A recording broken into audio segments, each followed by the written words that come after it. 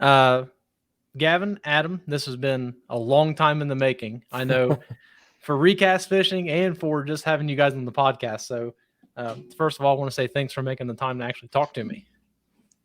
Hey Zach, thanks a lot for having us on. We're happy to finally be here, and it has taken a few months for sure. Well, you know what? Anything worth having is worth waiting for. So, I'm excited. I know you guys are excited. So, I guess let's not waste any more time and get into it. Um, you guys are both Canadian, correct? That's right. Oh yeah. Okay. Um, Gavin, start off with you. Let's get a little bit of your background. Where are you born and raised, and all that good stuff? Yeah, so I'm born and raised in Ottawa, so the nation's capital.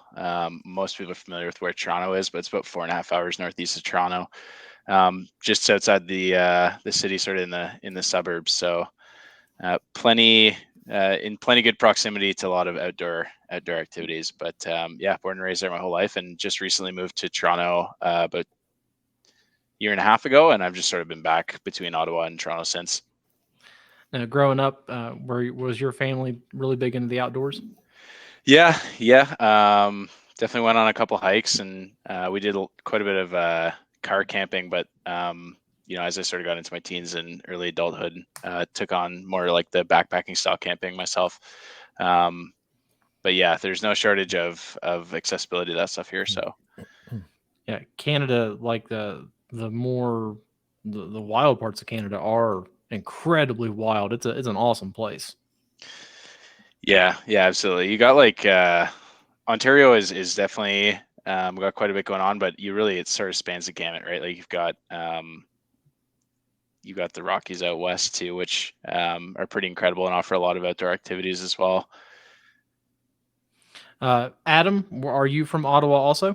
No, I'm actually the opposite. I grew up in a town called Newmarket, about 2 hours. Sorry, about 40 minutes north of Toronto, and I moved to Ottawa for university, and that's where I am now. So I'm in Ottawa now. But yeah, I grew up you call it the GTA, the Greater Toronto Area, where Okay. about 99% of Canadians live.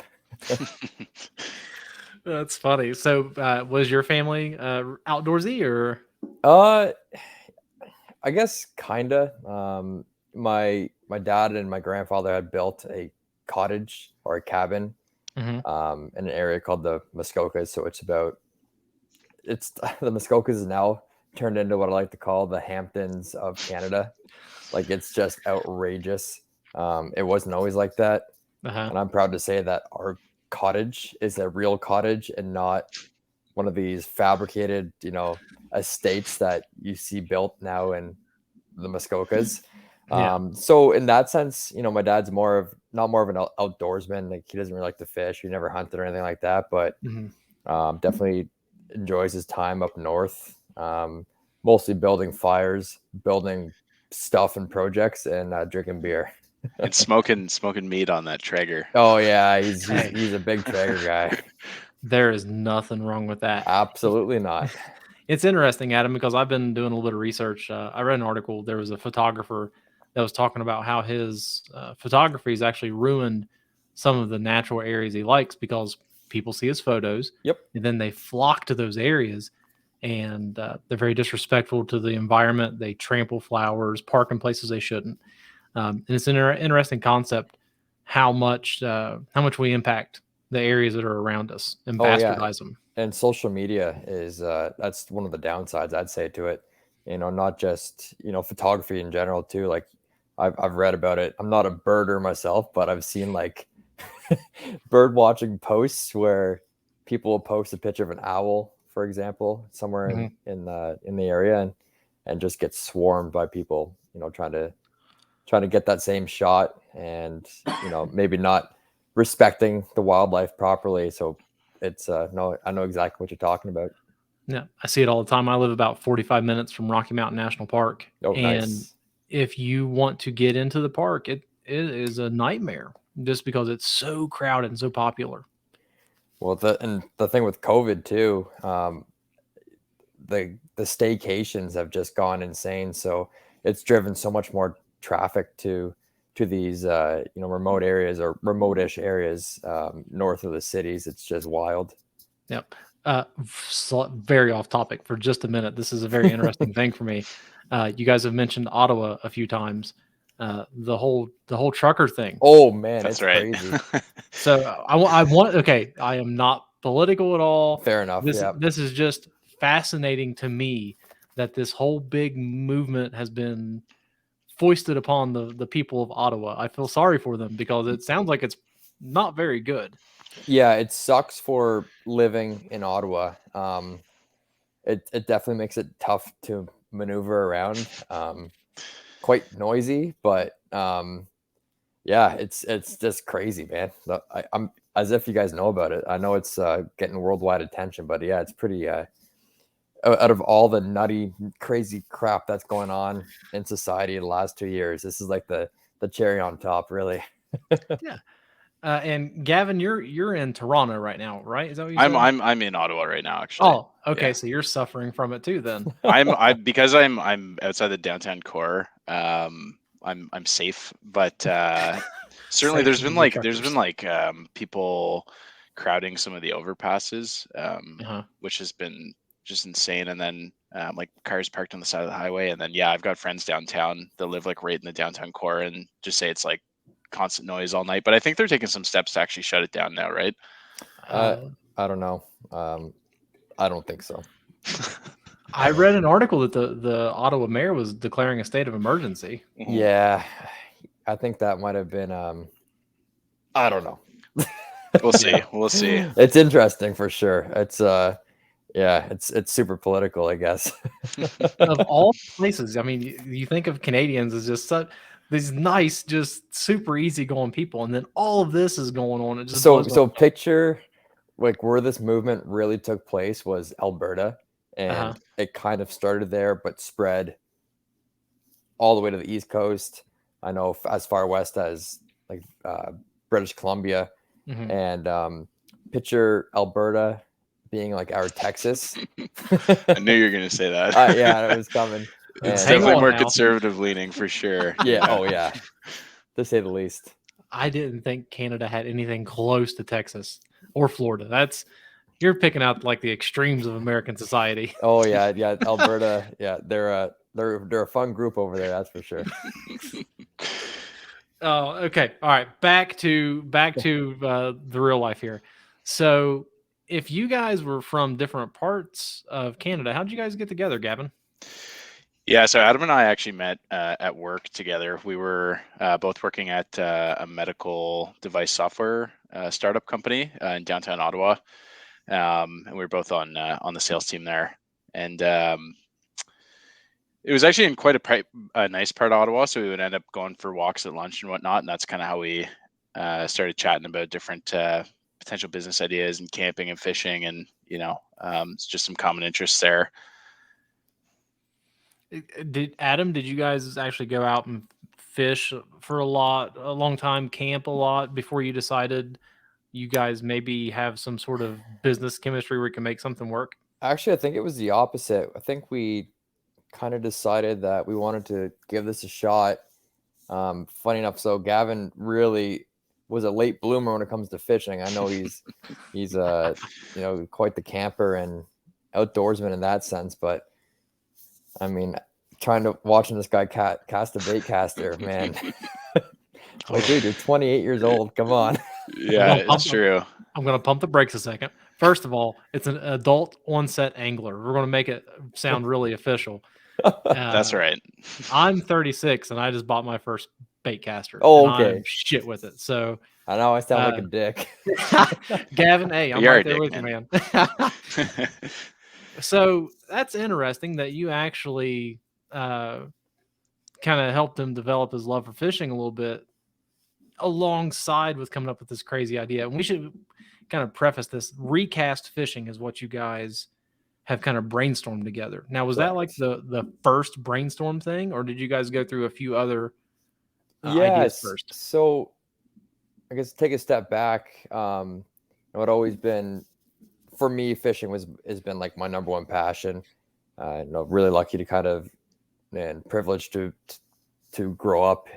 I spent my summers on a lake with fantastic fishing opportunities, and never kind of looked back. And it's always been a goal of mine to mix that with my career. Just never really knew how to do it. And so I'd always like been thinking of fun ideas for businesses that I'd like to start my own one day. And the original idea was soft plastics that are 100% micro or biodegradable. Biodegradable. Yeah. But are still strong enough that you can cast them enough times without them just flying off your lure. And, I played with that idea for a bit, and it just seemed like there wasn't a material around yet that was going to give us the 100% biodegradable. I know there's some biodegradable soft plastics, but none of them are 100%. They might be 99%, but they still kind of degrade into microplastics. So that didn't do it for me. And I got thinking one day on hard baits and what we could do with that. Obviously, I don't like the idea of a hard bait being biodegradable, because you buy hard baits for long lasting lures. Soft baits, you might get like a couple fish off of, and they're pretty useless at that point because they get torn and whatnot. So I don't remember what kind of triggered it in my mind, but I started thinking of ocean plastics. I know that's a big issue, and one thing led to another, and I came up with a Recast, and I ran it by Gavin, and kind of just clicked right away. So Gavin, there was no hesitation. Like, he pitched this idea and you're like, let's do it, dude. I'm there. Yeah, well, Adam and I were always going on these walks and having beers, at the pub across the street from the office, and kind of, it was pretty clear that we both had an interest in pursuing something outside of medical device sales, something a little bit more like near and dear to what both of us are truly interested in. And so, some of the spitballing, across at the pub kind of wound up like once the idea of Recast came up, it was like, it was a no-brainer. We were going to pursue this. Gavin, have you always been kind of conservation minded? Like the idea of pollution and plastics, has it bothered you? Yeah, I think like when you're younger, maybe you don't really appreciate as much the environment that you're in, or maybe you're just not as aware. But certainly, in high school, started doing some outdoor ed classes, and you had some leadership there, like teachers, and then some of the guys I was camping with. Once I hit early adulthood, that were really adamant about leaving a place better than you found it. And I think, that just kind of, eventually led to, and especially when you're spending a lot of time outdoors and out in these environments, and you develop such an appreciation for it, then you obviously want to preserve these places that are giving you these incredible opportunities. And, we are really privileged to be able to go out and enjoy these, natural playgrounds where we can camp and fish and, enjoy all the different activities. It's like, you definitely don't want to be, number one, contributing to plastic waste, but if you can do something to help preserve those areas, then it's pretty easy to be motivated by that. I think a lot of people forget that outdoors people have a very high stakes in preserving those areas. I'll use a term from my part of the woods. Rednecks get labeled with the like the Elmer Fudd type, going out and just slinging bullets and killing everything and not really caring about what's going on. I think if you talk to real anglers and hunters, you'll find the exact opposite is true. Agreed. I to that point, Zach, I don't think a lot of people necessarily outside of our industry have a clue about how environmentally conscious the outdoors community really is. That includes hunters, anglers, everybody.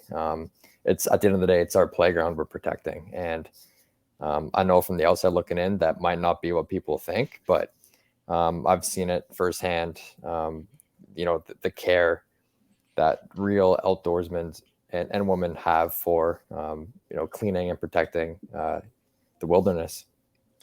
Beyond that, funding it. I don't know how the outdoor funding model is in Canada, but down here, tags, taxes on tackle and firearms and ammunition. Licensings, yep. So it's the same deal up there?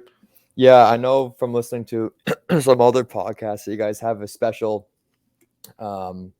tax. I can't remember what it's called. It's on the tip of my tongue on all gun-related products and ammunition. That is I don't know if it's federal or state tax that kind of goes towards. I don't know if we necessarily have something along those lines, but all licensing and tags and that and whatnot go towards. I think the Ministry of National Resources and Forestries. Awesome. And I know I've had some people, make some comments to me about, hunting and how we're destroying the environment and stuff. But it's some very uneducated people. Misinformed, 100%. Yeah, for sure.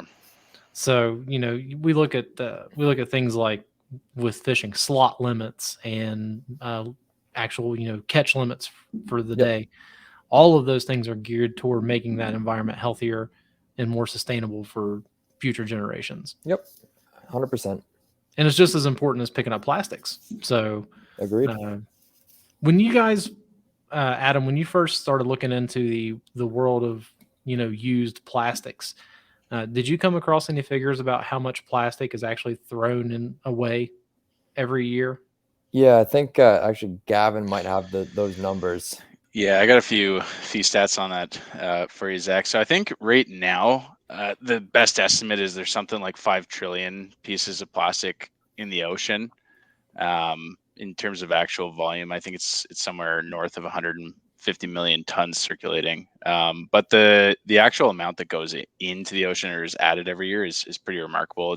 Again, it's hard to get a really accurate figure, but it's something in the range of 5 to 13 million tons each year. So it's hard to even comprehend. I know you see like some of these it's like it's X many Empire State Buildings or like dump truck loads. I think in our Kickstarter video we had 9 billion.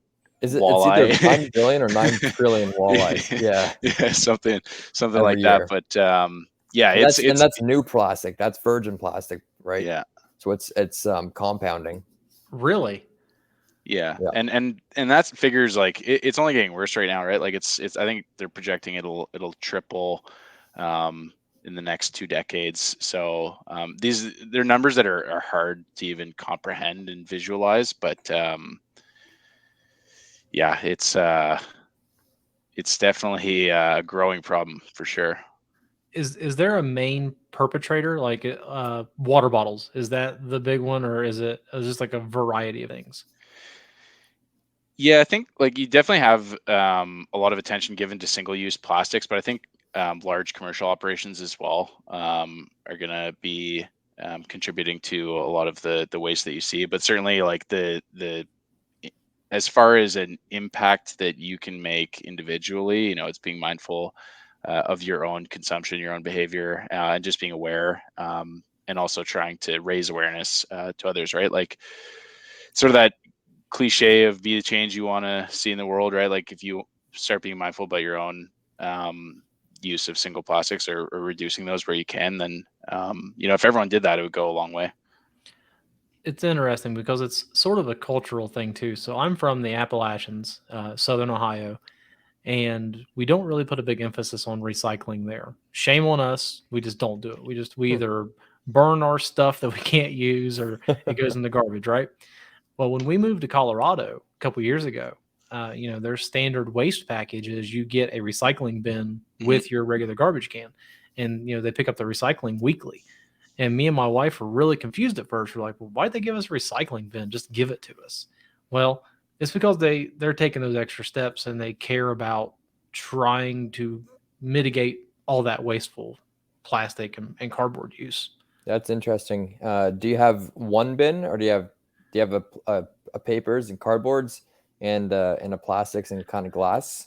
No. So all the recycling goes into one, and then in my mind they have this big machine that they dump everything in, and it sorts.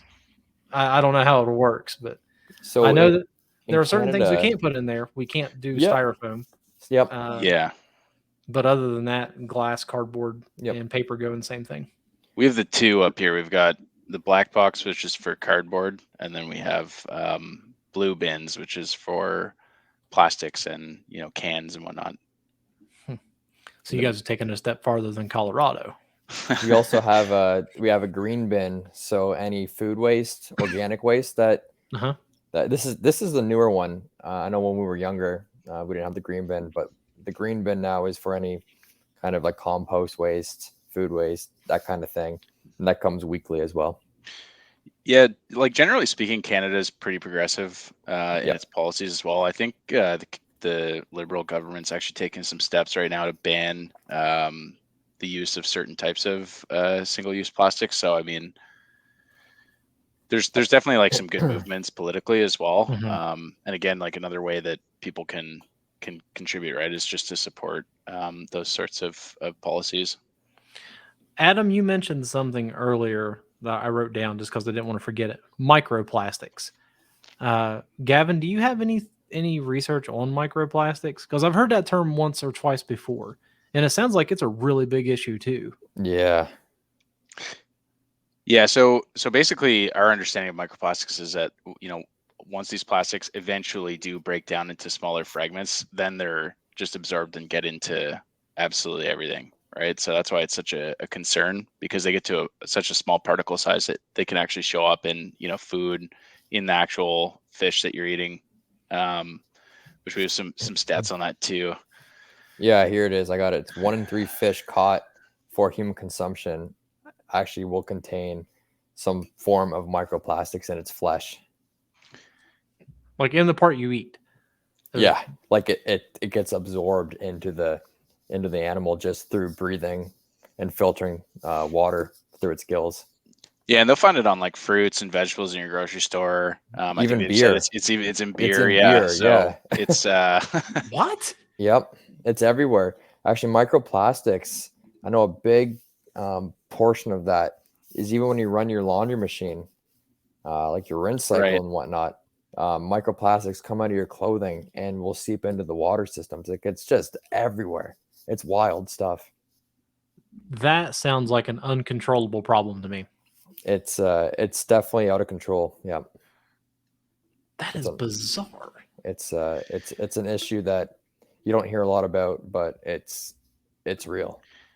Yeah, Zach, once you look under the hood of like the pervasiveness of plastic pollution, it is like it seems so insurmountable, which is why it's like, what can an individual person possibly do, right? And again, it's just like you just got to be mindful and vote with your dollar ultimately.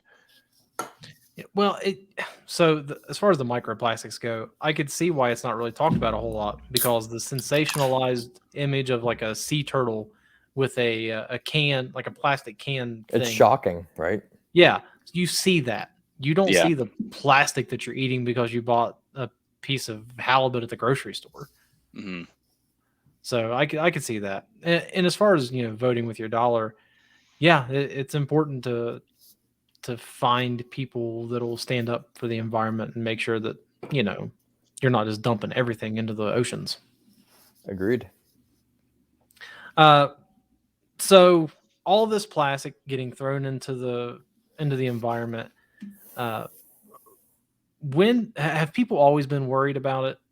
And do you guys know of any of the early people that were trying to make a difference in cleaning it up? The first thing I can recall, and I can't remember his name. He's a South African guy. He's actually our age, but he was 16 when he came up with the concept. I think it's called the Ocean Cleanup Project. And if you Google that, I've heard about that. Yeah. So his concept was to use the natural ocean currents, which do, you've heard of like the Great Garbage Patch and all that stuff out there, where it's just like unimaginable amounts of garbage that are just floating. Yeah, it's bigger than the size of Texas. Texas is coming up again. Texas again. And his concept was to create these huge nets and they'll use the ocean currents to filter out all this trash. And I'm pretty sure that it's going on now. Like after close to a decade of planning and prototyping, I think they're doing it, and it's working. It's wild stuff. it's nice to see that there are some younger people that are coming through with some pretty ingenious ways to clean up plastics. And, It's great. I mean, you guys are in that category. So you figured out that you wanted to use plastics, recycle them, make hard baits. What was the first hurdle, Gavin, that you guys had to overcome? Was there like an early The thing where you're first like, one, eh? yeah, the thing that kept you up at night at the very beginning is like, oh, how are we going to do this? I'd say the first thing is like neither of us really knew what the hell we were doing at all. Like we never manufactured anything. We'd never, we didn't even know where to source the stuff. So we just had to start Googling and trying to figure out, okay, how can we, try and bring this concept to reality? Can we even do it? Right. So I think, like I said, we're coming from backgrounds in software sales. So it's not really our expertise. Right. So definitely there was a learning curve. And I think, throughout the process, our expectations were adjusted several times. But I think that's probably the biggest hurdle. But I think, it's a fantastic learning opportunity for both of us. Yeah, Adam, what was your guys' original goal as far as like the amount of plastic that you wanted to clean up? Yeah, I mean, I think we have a figure in our head right now, and it's just 1 metric ton. Like that seems super achievable at where we are now, and I don't think that's out of the question that we could do that within the next 12 months from now. I think one metric ton is our first like kind of milestone we want to hit. And from there, I kind of want to have on our website a meter of like ongoing meter and just keep raising the bar. And I don't really want to set a target after we hit our kind of 1 ton and we're established. I want it to just be exponential. Like there's no reason to set a ceiling on this. We could really just go on forever and clean as much as we can. Like there's an infinite amount out there. Yeah. Gavin, you were going to say something. I was just going to say, we'll take it all out if we can. Yeah. That I can see that people kind of get set on a number like, okay, we've done this, we're good. So I can appreciate not wanting to limit yourselves. What's the collection process? You guys were talking about outsourcing. Gavin, how do you gather up enough plastic to even make baits? Yeah, so we use a third party that essentially they have numerous collection sites around the globe on different coasts. So they're actively collecting and then bringing that plastic in, and basically, they're processing it back down and separating it out into the different types of plastic resins, so that they essentially mirror the virgin plastic pellets that you would see typically. Okay. Can you guys talk me through the process of what happens just when you get a bunch of plastics? What you guys need to do, or what needs to happen before they can be turned into a hard plastic bait? Adam, do you know? Yep. So pretty much at that point, after our partner company breaks it back down, they break it to a point where it's ready to be molded, basically. So we just send it to our manufacturer, and it's just like any other virgin plastic. It's ready to go. You push it through the molds, and it behaves almost identically to virgin plastic being produced.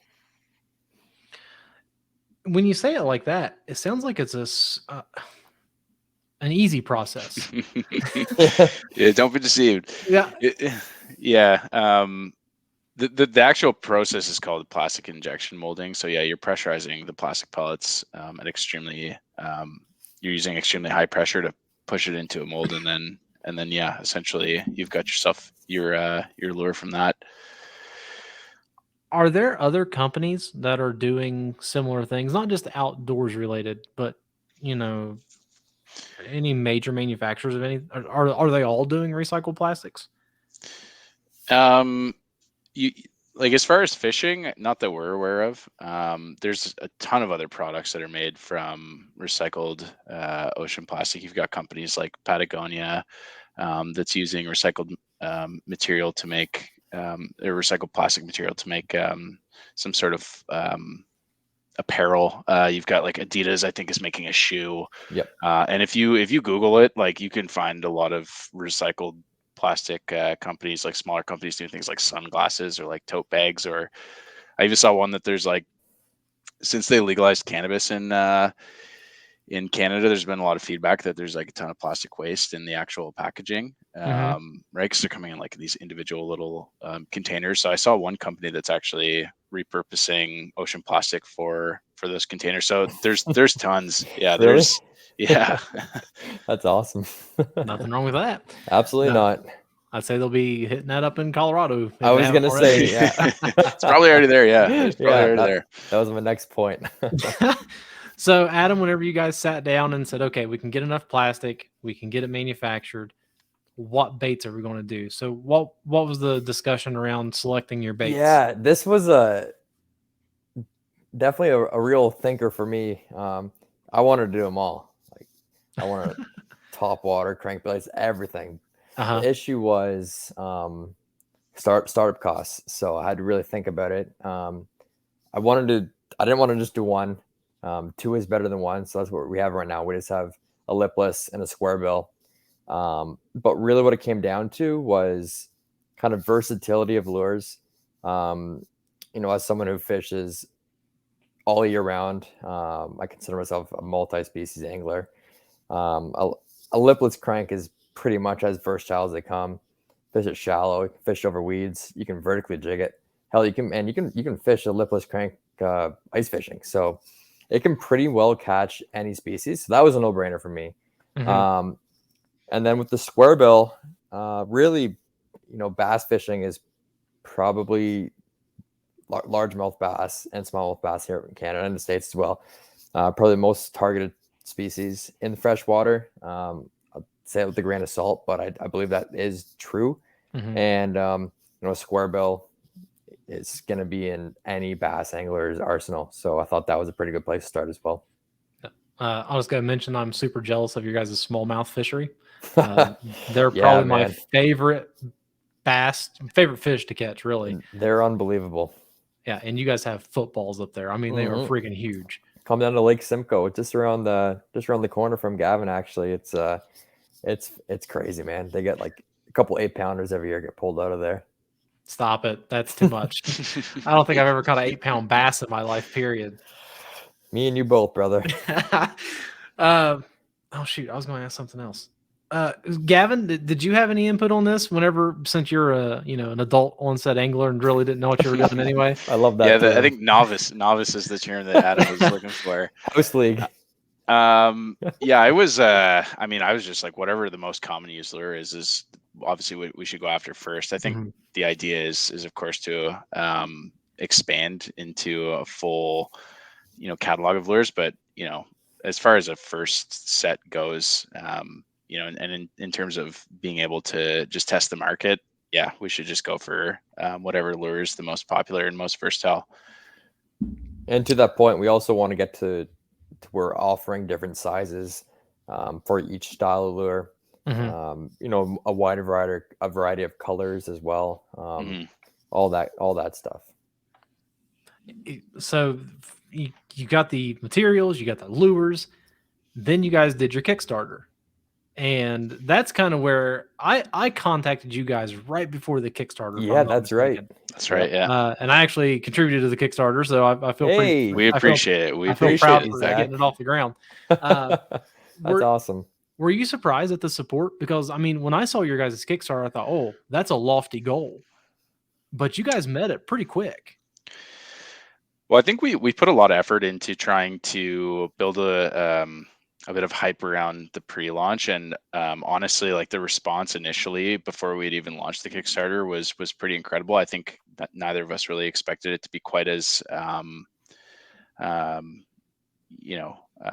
was just, yeah, the response initially was amazing, and still has been following the Kickstarter, but I think we kind of knew we had something, and that the Kickstarter would be successful, just based on those first couple of days. And we had it was a definitely not a linear hockey stick, type Kickstarter. So there's definitely some hills and valleys in it, but yeah, I think like the support that we've got from everyone and the amount of people that were sharing our content, or people like yourself that were reaching out that were really interested, people that were just curious and wanted to learn a little bit more.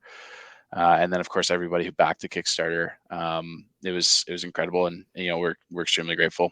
And I think to piggyback on Gavin's points there, I thought it was wild to see kind of the global scale of people who our Kickstarter campaign reached. I think we had someone from Australia pledge. I thought that's just crazy.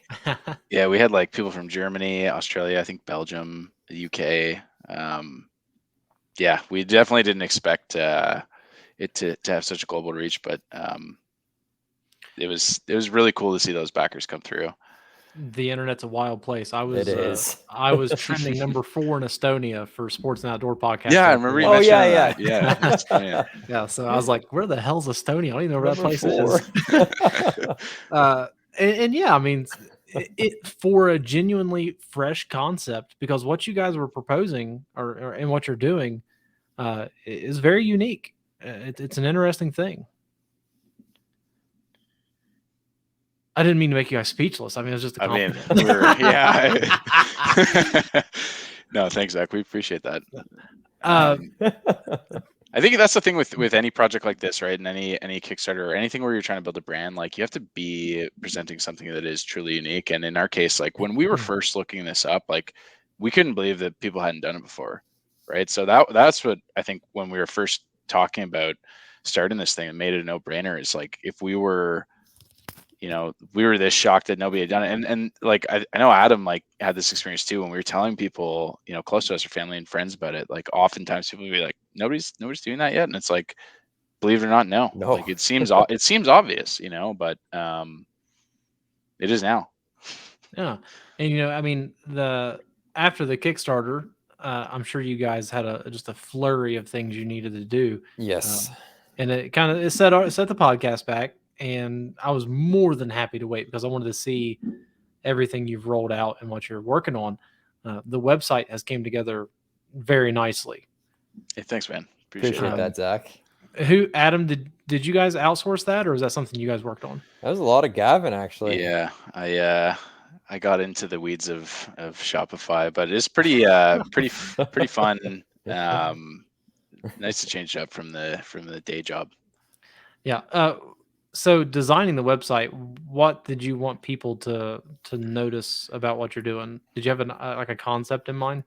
Yeah, I think like the most important thing initially is we want to tell the story visually right off the get-go, right? So Adam and I worked on the banner that you see when you first enter the website, which is kind of showing the process of the plastic being collected and then repurposed to the pellets. And then we're showing, sort of the fishing lures and then us fishing out in Lake of Bays.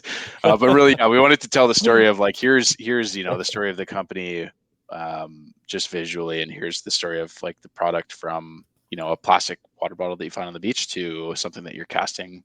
Full circle. Yep. Yeah. Well, I mean, it's worked out. I mean, it looks, I'm looking at it right now. It looks fantastic. And I like that, visually you're showing the process. You show people picking up plastic, what goes into making the beads, and then bam, you've got these awesome looking lures that are a result of all that process. From trash to bass. From trash to bass. Yeah. So how long did you work on that? Like whenever you first came up with the idea, is that like, all right, I got a saying? It was funny. I went out.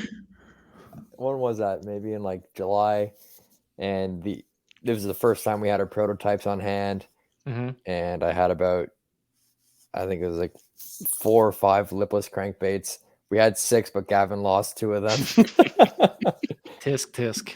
Unreal, like the original set that we got. He goes, anyways. I was testing the product. Caught quite a few fish with it, but yeah, I went up to one of my spots close to home.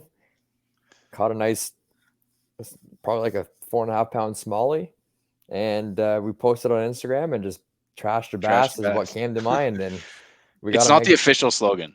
no, but it's one day that will be a T-shirt or Yeah, a we're sweater or thinking something. we've joked around about quite a few. You know, our Slogans, lures right? are Yeah. our lures are trash. Oh, I like that a lot. Oh yeah, that's a good one. I could roll with that. Do you Yeah. guys have any of the prototypes on hand? Is there any? Do you have any with you? I should have asked you that before we even started. Oh man, I don't have any in my current spot. I think mine the ones that I have are At the in my bottom of the apartment. lake? Well, two of them. No, I mean that's too bad that I don't have any with me. Yeah, That's all right.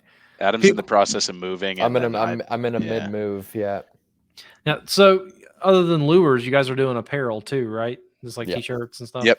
Now, are those going to be in the same vein as Patagonia? Like, are they recycled plastics or? At this point, no. We'd like to get there again. It's just a matter of That's next steps, 100%. Next for sure. Yeah.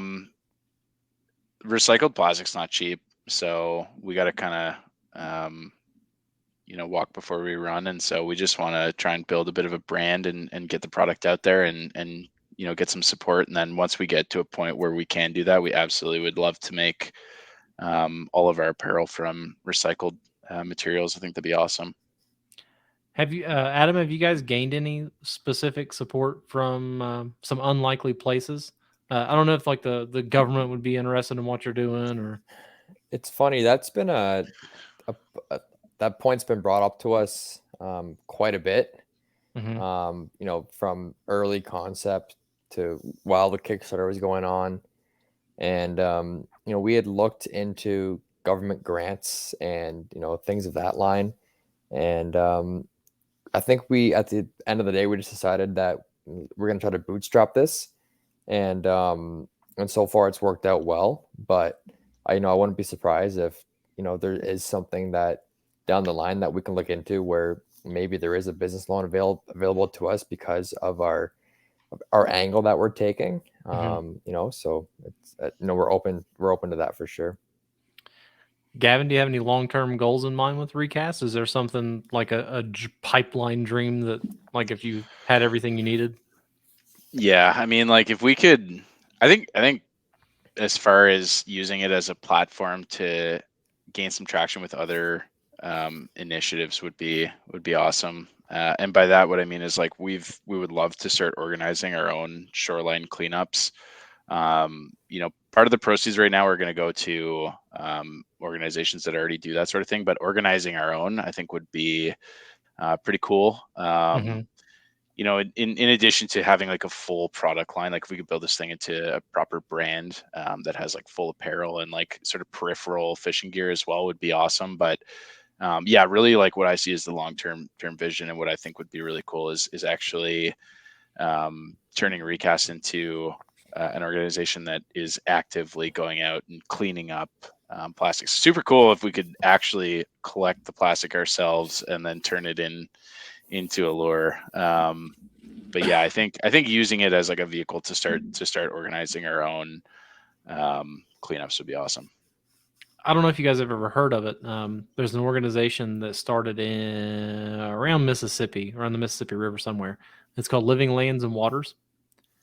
I'm not familiar. Nope. So this guy was going out on his John boat and getting tires out of the Mississippi River and bringing them back up and recycling them. And he went to the government, state government, and asked for some help, and no one would help him. And if I got my story correct, he actually went to NASCAR, and NASCAR kind of helped sponsor him and get this thing going. Well, love that. That's awesome. So come to find out, there's a lot more support for this thing than what he thought.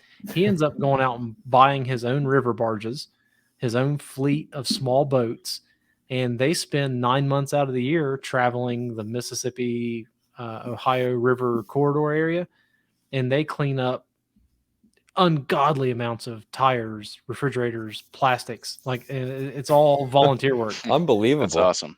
So you can do it. You just have to find the Canadian equivalent to NASCAR. Yeah, so what you're saying, Zach, is we should be reaching out to NASCAR tomorrow morning. Hey, I'm not Can you saying. I'm just imagine? saying. I love Recast that. sponsored by NASCAR. We've got a Recast logo on one of the cars. That'd be amazing. Okay, That would look pretty damn good. I said I wasn't political earlier. If they're willing to sponsor a car that says "Let's go, Brandon," surely to goodness they can get behind Recast Fishing. That's all I'm saying. Touche. Yeah. But Zach, like that's how these things start, right? Usually it's just one or a couple guys that have an idea, and then next thing you know, it's a big organization that's actually making an impact. So we're optimistic. Well, it goes back to your point: individuals making choices, and at the end of the day, we're all responsible for what our own actions. We can't depend on other people to clean up after us. We all need to be good stewards and good citizens, and try to make better choices. Because if we keep going down the path we are, a lot of these places we love aren't going to be here anymore. Yep. And it's unfortunate. It's just the way it is. It's what happens. There's nothing else to say about it. Yeah, I mean, to that point, land's disappearing, with the rising oceans, but also species that we love, and they might not be here decades, maybe a year ago or a year from now and down the line. So it's an issue for sure. I think like it's easy to be all doom and gloom about it too, but like there is obviously a movement, and I think that you're seeing a lot more awareness, right? Like I think a lot of people are familiar with Seaspiracy, that Netflix documentary. Yeah, Zach, if you haven't seen that, check that out. But there's quite a few organizations that are working on this sort of thing too, right? That weren't there 20, 30 years ago. So I think like as awareness increases and people start to understand just like the weight of the actual issue, then there's hope.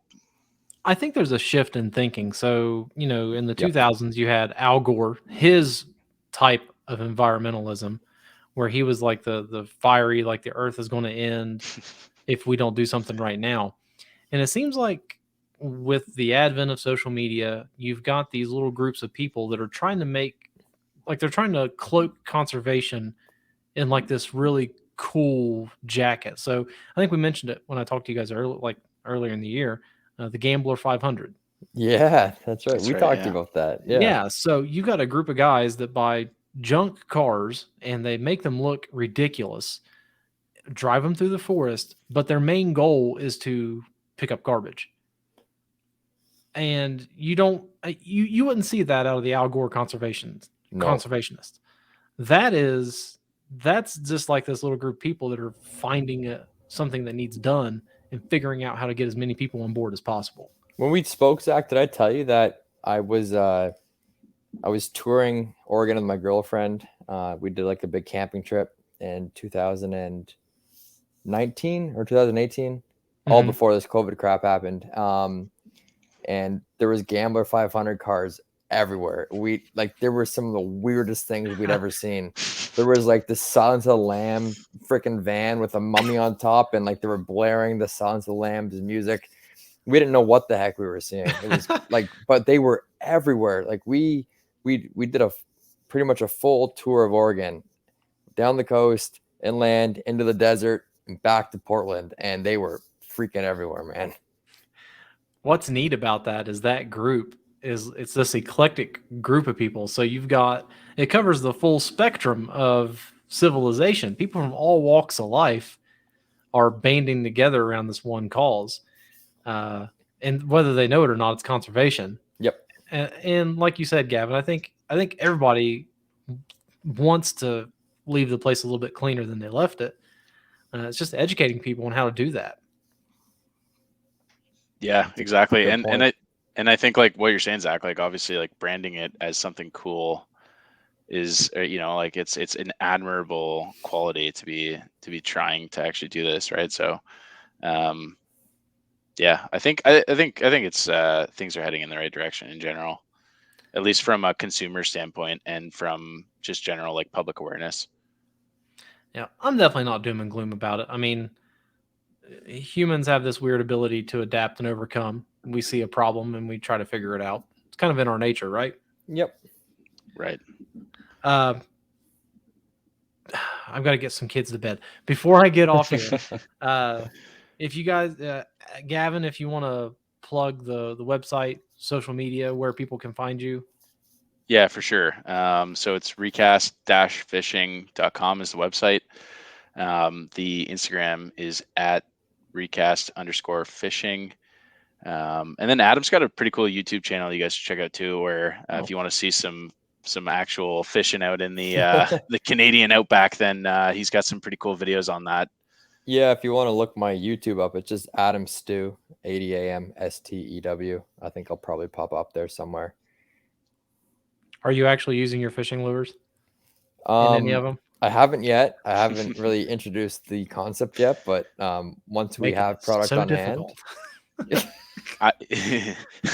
it's coming. Don't you worry. Zach, I was out using them on these like there's a couple rivers that run down from a wildlife reserve in Quebec to the Ottawa River. So I do an annual whitewater canoe camping trip every year there, and I was taking them out and testing them, and lost them. That's okay. Yeah, that's I have to take responsibility for the low count of lure prototypes. But Zach, if you're looking to see some of the lures in action, that is a trash to bass video on. That's right, the Instagram, right? It's on the Instagram, Gavin. Yeah. There's quite a few pictures, where we've caught fish with the actual recast prototypes, but we kind of learned after those first two got away from us, the collective us, maybe we should stop using them until we get some more samples on hand, because we need those ones for like product pictures and stuff. Well, yeah, and to have like that memory, right? Like these are the original things that got everything started. Yep. The nostalgia of it. I think it's all part of the story that Gavin lost two of the original lures, though. Well, maybe you can make like a treasure hunt. You can go out and find the lost two. Yeah, it's in like a walleye that's like 32 inches long. Yeah. When are the lures expected to be like ready for people to purchase? Yeah, so you can pre-order them right now on our website. We officially launched that. Those ones we will fulfill after the Kickstarter order fulfillment occurs. So right now, the estimates that we have for the finished production is going to be sometime in March or April. We're anticipating to actually get the first round of true inventory. So just in time for some spring fishing. Just in time for some spring fishing. It's funny how the world works. I know, right? Hey, guys, I am super pumped to get my Kickstarter lures to try. Yeah, I think we owe you quite a few, don't we? Yeah. I think just a couple. I don't remember. Probably more than a couple now, Zach. Okay, so lipless and square bill. Do you guys remember the collars, Gavin? Yeah. So what do we got? Colors. We got a sexy shad. Sexy shad. Got a ghost minnow. I've got a natural perch color there. Got a chartreuse. What else are we pushing there, Gavin? We had a crayfish until Gavin lost it. We had a crayfish. This is the worst thing is I think the crayfish is the best looking lure too. Yeah, it was a very nice. It's a good lure. Natural shiner. Kind of went with the classics to start. Yep, I like it. And Fire Tiger. And that's for both lures. Are you going to keep the same color schemes for both? Yeah, I think there was a little bit of variance. We've put different names for the lures on our website based on whether they're lipless or the square bill cranks. There was a few variants, right, Gavin? They weren't the same. There was a couple difference from. So we got for crankbaits, we got natural purse, chartreuse shad, juvenile bass, and then a mystery paint scheme that's coming. That stay tuned. May or may not be that crayfish one that I lost. Heard it here first. And then the lipless cranks, sexy shad, ghost white, natural shiner, and then another mystery paint scheme that might be the other lure that you lost. Great. Guys, listen, I'm super pumped, and I have to live my life through people like you, because you guys are going out there and making dreams happen. This is incredible, and I'm glad there are people out there like you guys doing this. We're glad there's people like you, Zach, who support the movement, man. It's really great for us to kind of get this reinforcement behind what we're trying to do. No, it's well, with any luck, come springtime, I'll be throwing some pictures up on Instagram Fingers of crossed. my lost sure. lures. For sure. Crayfish and maybe the other mystery color that is yet to be named. Yeah, Zach, man, we appreciate it. It's we know you've been real patient with getting us on this podcast, and the support.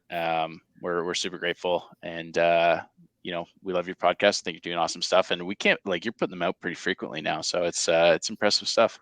Yeah, I took a little break through the holidays. I'm trying to get back into it. Just work and life. You guys know how it is. Just kind of wears you down. Life's brutal, man. Yeah, it sucks being an adult. It's been a long 2 years. That's for sure. That's for sure. Gentlemen, I appreciate you coming on, and I'm looking forward to seeing what comes out. Thanks, Zach. It was a pleasure, man. Yeah, Absolutely. Thanks a lot, man.